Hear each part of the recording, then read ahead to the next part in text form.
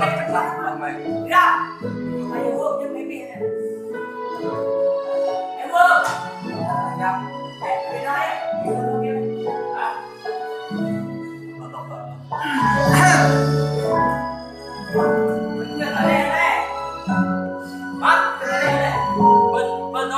Anh từng nói chắc em rất yêu.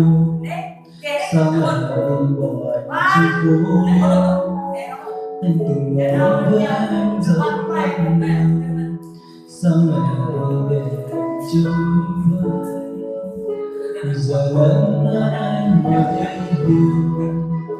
Anh cũng sợ không lo toan. Vì anh quá rồi. Em làm sao gửi gắm cho anh qua. Sai lầm lớn nhất anh mang trong cuộc đời là đánh mất em khi ta ở đôi mươi, là một nắng ôm em theo cả cuộc đời, là bản thân anh còn chưa được thôi. Giờ đây anh đã có những thứ em cần rồi, chỉ không có em nên anh đau lòng thôi. Người không dám tin tương lai anh thay đổi, giờ theo bước anh em sẽ lớn lên cuộc đời.